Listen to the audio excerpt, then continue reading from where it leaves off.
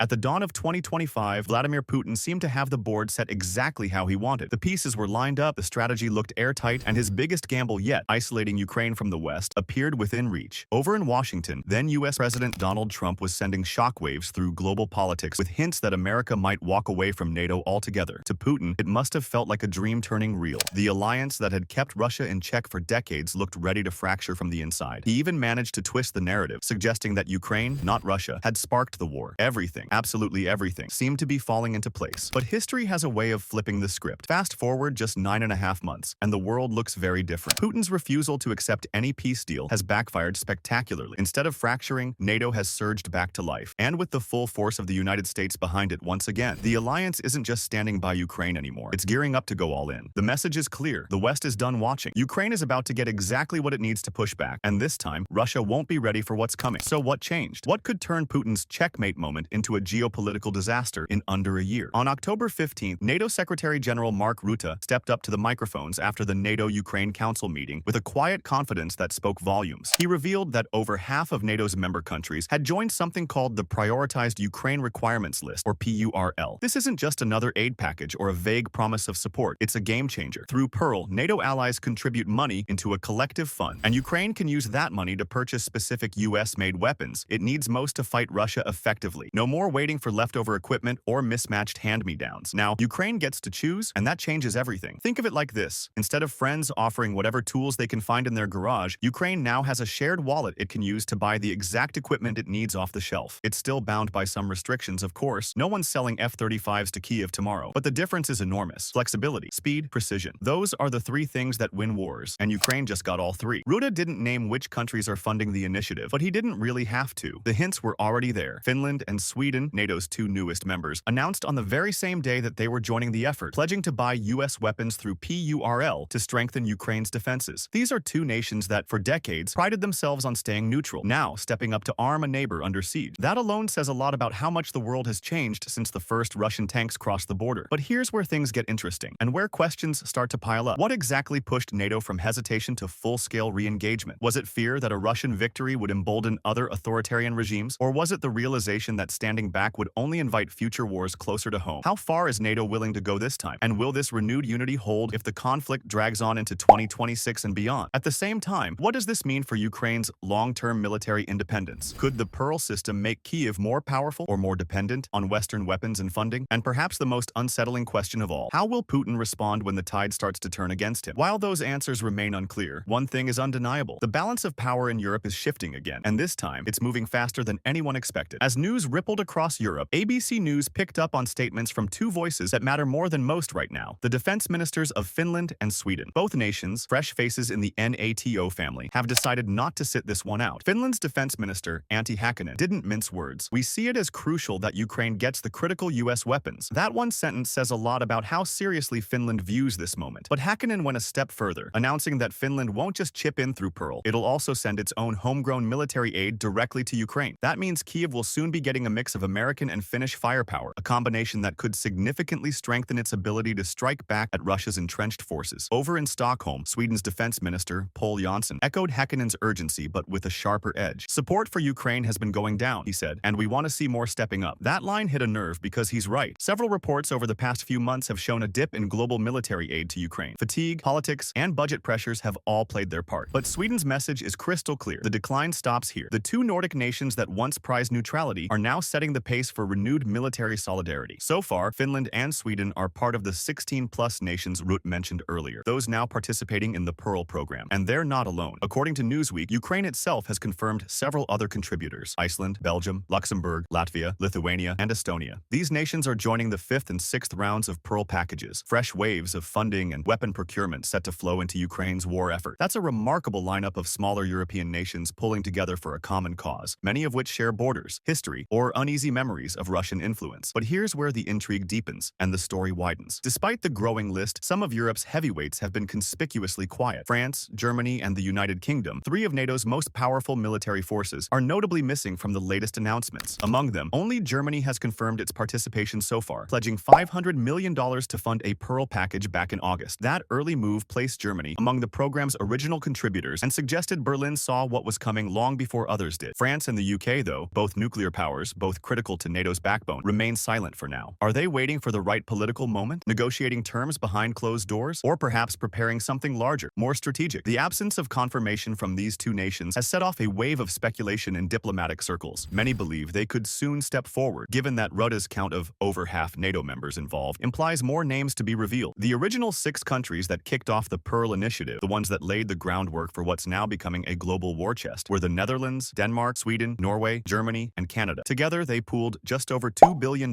setting off what has since grown into one of the most dynamic funding systems of the entire war. The Netherlands led the way with $578 million, lighting the fuse. Then came a joint effort from Denmark, Sweden, and Norway worth nearly $495 million, followed by Germany's $500 million, and Canada closing the first wave with another $500 million of its own. Now, with nearly 3 times that number of nations joining the cause, expectations are sky high. Ukraine is hoping for several billion more, and given how the program is structured, that goal might not be far off. Interestingly, while the United States remains the heart of Pearl in one sense, since all the weapons purchased are US-made, Washington hasn't directly put money into the shared fund. Instead, its role is more like that of a manufacturer with an open catalog. It supplies the tools while others foot the bill. That might sound distant, but US involvement is still pivotal. As US Secretary of War Pete Hegseth, formerly Defense Secretary before the title change, pointed out recently, the growing scale of Pearl could mark a turning point in the war, one that reshapes not just the battlefield, but NATO's future itself. And that raises even more questions. Could Pearl be the model for how future wars are fought, where alliances fund conflicts collectively instead of individually? How will this affect the balance of power inside NATO, especially between the US and Europe? Will smaller nations like Finland and Latvia end up punching above their weight while traditional powers lag behind? And perhaps most importantly, how will Russia react once it realizes that Ukraine's weapons pipeline is no longer fragile or fragmented, but steady, growing, and built to last? By mid-October, the mood inside NATO headquarters had shifted from cautious optimism to clear determination. US Secretary of War Pete Hegseth, speaking to reporters, captured that momentum perfectly. Our expectation, he said, is that more countries donate even more, that they purchase even more, to provide for Ukraine and bring this conflict to a peaceful conclusion. It was classic Hegseth, the kind of peace through strength message he's known for, signaling that the path to ending the war doesn't come from backing down, but from doubling down. And if everything goes according to plan, this expanded Pearl network could arm Ukraine with levels of military power it's never had before. But what exactly will Ukraine get its hands on with all this new funding? There's no definitive list yet. Everything's tightly classified and fluid. But we can make some pretty informed guesses. In earlier rounds of Pearl, Ukraine secured interceptor missiles for its Patriot air defense systems and long-range missiles for HIMARS launchers, 2 of the most effective weapons in its arsenal so far. It wouldn't be surprising if new contributions go toward restocking and expanding those systems. After all, in a war where the sky is just as dangerous as the ground, keeping your air defenses strong can mean the difference between survival and collapse. Ukraine's defense minister Denis Shmyhal gave a few more clues in a detailed Facebook post released right after Rutte's announcement. After thanking NATO members for rallying behind the PRL expansion, Shmyhal laid out what his country needs most, and soon. This winter, he wrote, we will urgently need interceptors, air defense systems, and surface-to-air anti-aircraft missiles for NASAMS, IRIST, F-16 aircraft, and more. Those last 3 words, and more, carry weight. Winter is just around the corner, and that's when Russia typically turns up the pressure with relentless missile and drone attacks targeting Ukraine's energy grid. Shmyhal's message was clear. Ukraine needs to build an iron dome of its own before the cold sets in. But the wish list doesn't stop at air defense. Shmyhal also highlighted the need to boost Ukraine's drone army, which has become a symbol of the country's innovation and adaptability. From reconnaissance to precision strikes, drones have reshaped the battlefield, and Ukraine plans to double down on that edge. Add in the call for more artillery systems and ammunition, and it's easy to see where every new dollar from Pearl might go, into giving Ukraine the to hit back harder, see farther, and survive longer. Then came the part that raised eyebrows across European capitals. Shmyhal suggested that NATO's European allies could do even more, not just through Pearl, but through direct financial contributions to Ukraine's growing defense budget. We ask partners to join us in covering $60 billion,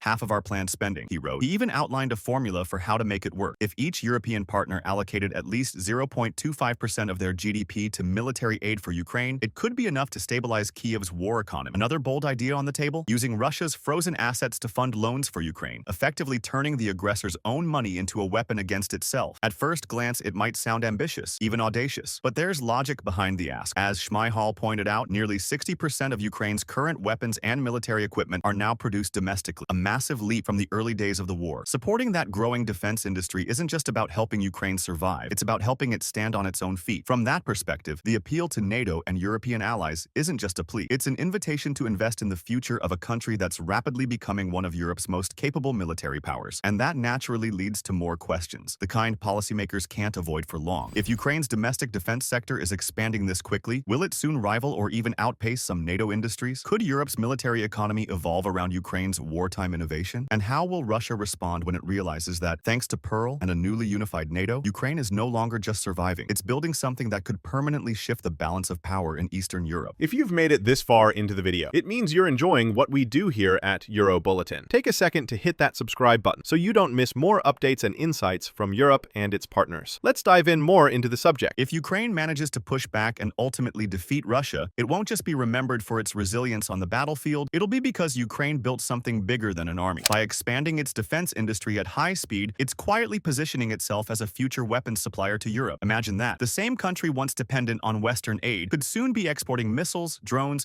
and artillery to its neighbors. That's how wars reshape not only borders, but entire economies. Among the most talked about systems in this next phase are US-made Tomahawk cruise missiles, long, sleek, and powerful enough to change the balance of the war. The BBC reports that some versions of these missiles can travel up to 1,500 miles, which means they could theoretically reach Moscow from Ukrainian soil. That's an incredible range and a chilling one. If the United States signs off, Ukraine could purchase Tomahawks through the PURL program, though as of now, Washington hasn't made the final call. Inside the Pentagon, opinions are split. Some see it as the logical next step. Others fear it could cross a line Moscow won't ignore. Publicly, Donald Trump has stayed vague maybes and will sees, leaving analysts to guess whether approval is a real possibility or just political theater. Still, confidence seems to be building behind the scenes. The logic is hard to deny. Tomahawks are relatively affordable, roughly $2.5 million per missile, according to the New York Times. In a war that burns through millions of dollars in ammunition every day, that's not outrageous, especially now that Pearl has over 16 contributors pooling funds. Even without a navy capable of launching them from ships or submarines, Ukraine could use land-based variants, giving it a long-range strike capability that would dramatically expand its reach. Whether or not Ukraine gets the Tomahawks, the expansion of Pearl itself is already a huge win. More members mean more money, more flexibility, and more stability and support, exactly what Ukraine has been desperate for. Interestingly, just hours before the NATO-Ukraine Council meeting where these new contributions were confirmed, the Kiev Post reported that Mark Rutte planned to personally urge NATO allies to join the initiative. In his remarks before the session, Rutte hinted at what was coming. This is the program we launched only in August, where the United States is again delivering essential, lethal, and non-lethal support to Ukraine, paid for by allies already $2 billion committed. And he was right. By the end of that day, NATO had effectively tripled the number of nations involved. Over half of the alliance is now contributing to PURL, and that number is still climbing. Each new country that signs on doesn't just bring money, it brings legitimacy, signaling to both Moscow and Washington that NATO is unified again after years of friction. If the big players, namely France and the United Kingdom, decide to throw their full weight behind the program, it could completely transform the landscape. Their combined economic and military power would dwarf anything Russia could match, even with help from Iran or North Korea. For the Kremlin, that prospect isn't just unsettling, it's existential. A united, well-funded NATO funneling precision weapons into Ukraine could mean the beginning of the end for Russia's ambitions. But the significance of this goes beyond the battlefield. The rise of Pearl also marks a political turnaround for NATO itself, especially considering how strained things were just a few years ago. Back in 2018, during the NATO summit in Brussels, Donald Trump openly berated European allies for not pulling their weight. He even threatened to pull the United States out of NATO entirely unless other members increased their defense spending. His frustration wasn't baseless. The US had long carried the bulk of NATO's defense costs, and even in 2025, it still does. According to the Atlantic Council, few NATO countries were meeting the organization's 2% GDP defense spending target. That was before Putin's invasion, before Europe woke up to the reality that peace isn't guaranteed, it's paid for. Since then, that number has climbed sharply, but the gap between what America spends and what its allies contribute remains striking. The creation of Pearl and the billions already funneled through it is, in a way, NATO's answer to Trump's old criticism. Instead of each country acting on its own, they're now combining resources to shoulder the burden together. And yet, this new dynamic raises its own set of questions. If Pearl becomes NATO's new model for military support, does that make the alliance stronger or more dependent on US technology? Could this revived unity survive another shift in Washington's politics if Trump wins a second term? And most of all, if Ukraine starts fielding weapons capable of reaching Moscow, how far will Russia go to retaliate? And how far will NATO go to stop it? By the time 2025 rolled around, the numbers told a story all on their own. For years, Donald Trump had accused NATO of being too dependent on the United States. And for a while, he wasn't wrong. When When he stormed into the 2018 NATO summit, only a handful of countries were pulling their weight. Poland, the United States, Greece, and Latvia were the only members spending the alliance's required 2% of GDP on defense, with Lithuania teetering right at the threshold. Everyone else lagged far behind. Trump was furious, calling out allies for freeloading off America's protection. It was a moment that sent shockwaves through European capitals and forced some uncomfortable self-reflection. Fast forward to Trump's second term in 2025, and that frustration had finally started paying off. According to the Atlantic Council, 23 NATO nations are now meeting or exceeding that 2% spending target, a level of collective investment the alliance hasn't seen in decades. Whether you like him or not, Trump's relentless push for fairer burden sharing helped transform NATO from a complacent institution into a more battle-ready coalition. Ironically, the very pressure that once threatened to break the alliance apart may now be what keeps it together. Meanwhile, across the Atlantic, the Tomahawk missile debate has become another flashpoint and another piece of American strategy. Washington knows exactly how much Vladimir Putin fears the idea of Ukraine possessing Tomahawks, US-made missiles capable of reaching Moscow from Ukrainian territory. And that's precisely why it's dangling the idea so carefully. The US hasn't officially approved their sale yet, but just talking about the possibility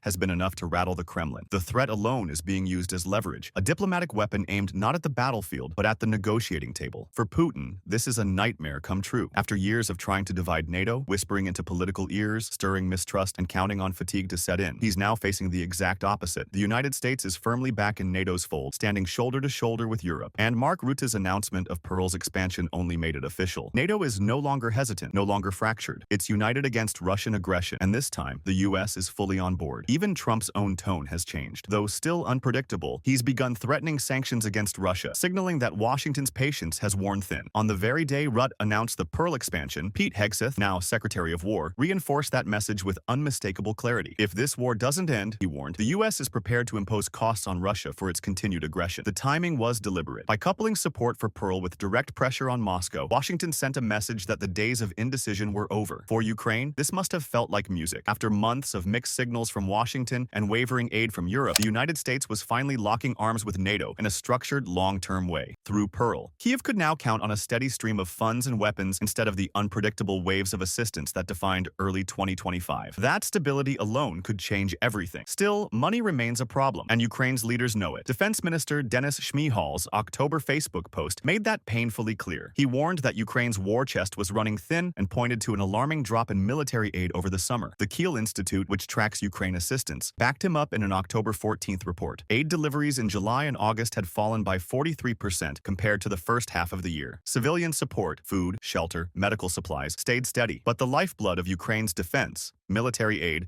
had sharply declined. Why? Part of the problem is that many European countries have exhausted their stockpiles. After 2 years of non-stop shipments, warehouses that once brimmed with tanks, shells, and ammunition are now half empty. Governments are stuck trying to strike a balance, helping Ukraine without leaving themselves vulnerable. It's a hard equation to solve, especially as budgets tighten and domestic politics grow tense. That's where PURL steps in as a lifeline. Instead of each ally digging through its own reserves, nations can now pool funds and let Ukraine buy exactly what it needs, directly from U.S. defense manufacturers. No more mismatched donations, no more delays waiting for parliaments to approve shipments. With over 16 contributors already signed on and more expected to join, Ukraine suddenly has access to a far more reliable and powerful pipeline of weapons. And that's not the only thing shifting fast. The Kremlin, for all its bravado, is beginning to show the strain. Reports out of Moscow suggest that Russian losses are reaching catastrophic levels, not just in equipment, but in manpower and morale. The very plan Putin once championed to divide NATO, weaken Ukraine, and exhaust the West is crumbling from within. And that brings us to this moment, a turning point that few could have predicted just months ago. What began as Putin's bold attempt to fracture NATO has instead breathed new life into the alliance. The Pearl program isn't just a funding tool anymore. It's a symbol of unity, a declaration that the world's most powerful democracies still believe Ukraine's fight is worth every dollar, every weapon, every ounce of effort. With over half of NATO now on board, billions in new funding on the way, and U.S. influence stronger than ever, the balance of power is shifting fast. But now the questions start piling up. How far is NATO really willing to go if Putin refuses to back down? Will the United States eventually greenlight the Tomahawk missiles, giving Ukraine the ability to strike deep into Russian territory? Could Europe's growing defense industry, fueled by Ukraine's rapid rise, change the global arms landscape forever? Or could the same unity we're seeing now fracture again if the war drags on too long or costs grow too high. And then there's Putin himself, a man who has built his legacy on defiance. What does he do when defiance stops working? Does he double down and risk everything? Or does he finally face the truth that the tide has turned against him? The next few months could decide not only the future of this war, but the future of NATO, Europe, and global security itself. So, what do you think happens next? Is Ukraine on the edge of a historic victory, or just the beginning of an even bigger fight? Let me know your thoughts in the comments below. And if you've been following this deep dive and want to keep up with how this story unfolds, from the halls of NATO to the battlefields of Ukraine, make sure to like, subscribe, and turn on notifications. Your support helps us keep digging into the stories that shape our world, one breaking development at a time.